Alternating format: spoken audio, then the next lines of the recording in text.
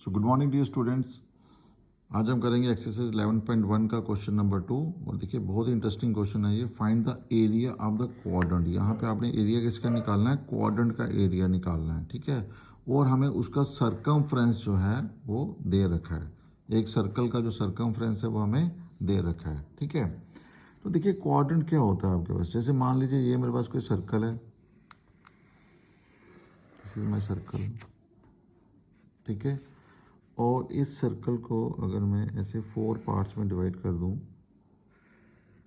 This, so each part is a quadrant. ये भी quadrant, ये भी क्वाड्रेंट, ये भी क्वाड्रेंट और ये भी क्वाड्रेंट है। अब यहाँ पे देख सकते हो कि क्वाड्रेंट के अंदर जो एंगल बनता है वो कितने डिग्री का बन रहा है? यहाँ पे 90 डिग्री का बन रहा है। यहाँ पे भी 90, हर जगह पे कितने डिग्री का बनेगा? 90 डिग्री का एंगल बनेगा, ठीक है बेटा।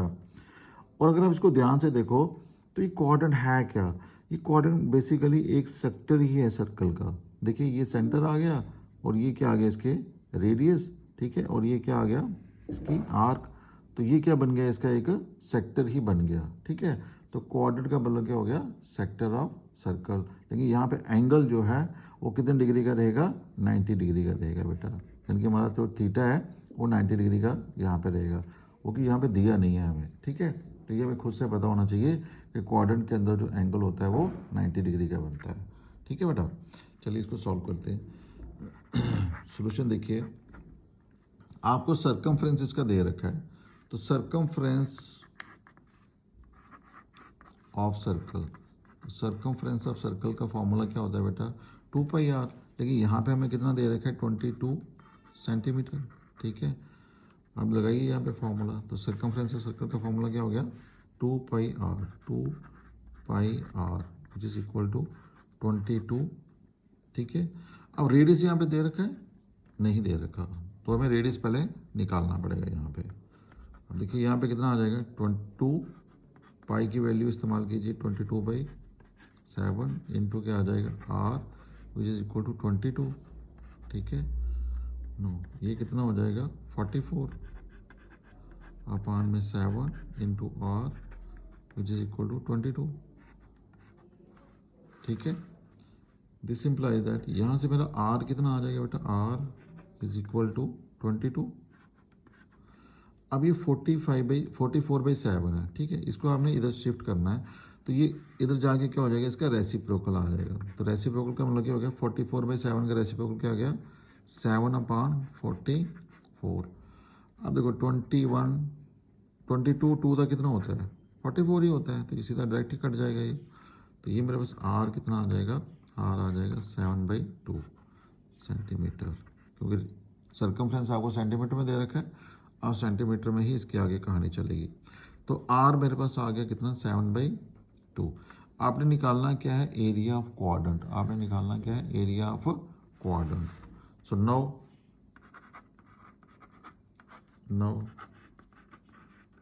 Area of quadrant. तो क्वाड्रेंट मैंने आपको बता दिया कि क्वाड्रेंट कैसा होता है बेटा?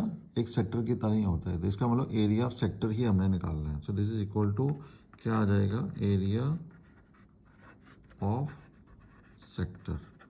एरिया ऑफ सेक्टर का फॉर्मूला तो पता ही है बेटा आपको। एरिया ऑफ सेक्टर का फॉर्मूला क्या आ गया? थीटा अपान में 360 इंटू एरिया ऑफ सर्कल। तो एरिया ऑफ सर्कल का फॉर्मूला क्या है? πr², ठीक है जी। नाउ थीटा, तो क्वाड्रेंट में मैंने आपको पहले बताया कि क्वाड्रेंट के अंदर जो एंगल रहता है वो कितने डिग्री का रहता है? 90 डिग्री का। सो इस केस में जो हमारा थीटा होगा वो कितना आ जाएगा? 90 डिग्री। अपान में कितना आ गया? 360 इंटू पाई की वैल्यू 22/7। r हमने निकाला है 7/2, तो ये आ जाएगा r आ जाएगा 7/2। ऊपर क्या आ गया? इसका स्क्वायर आ गया। देखिए ये 0 0 कट गया एंड 9 4 का कितना होता है? 36। तो यहाँ पे हमारे पास क्या बचेगा? 1/4 इंटू कितना आ जाएगा? 22 अपान 7। 7/2 का स्क्वायर है, तो 7/2 को आप 2 बार ले सकते हो। 7/2 मल्टीप्लाइड बाई 7/2। अब देखिए क्या क्या कैंसिल हो रहा है यहाँ पे। ये 7 और ये 7 कैंसिल हो गया, ठीक है। तो ये वाला 2 और ये 22, 11 2 था 22 होता है, तो ये भी कैंसिल हो गया। अब बचा क्या हमारे पास? हमारे पास ऊपर क्या बचा, ऊपर बच गया 11 इंटू 7, एक 11 बचा, एक 7 बचा। नीचे क्या बचा हमारे पास, एक बचा 4 और एक बचा 2, दिस इज 4 इंटू 2। तो 11 इंटू 7 कितना हो गया बेटा, 77, एंड 4 2 था कितना हो गया, 8। तो 77 को अब हम क्या करेंगे, 8 से डिवाइड करेंगे।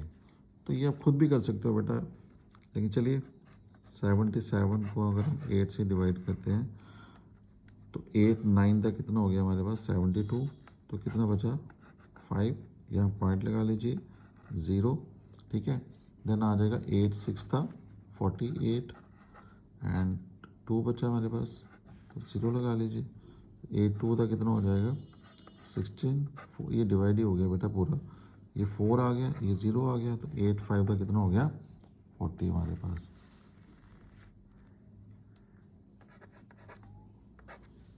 तो ये पूरे का पूरा नंबर जो है वो यहाँ पे डिवाइड ही हो गया। तो एक्चुअल में आंसर क्या आ रहा है, 9.625 सेंटीमीटर का स्क्वायर।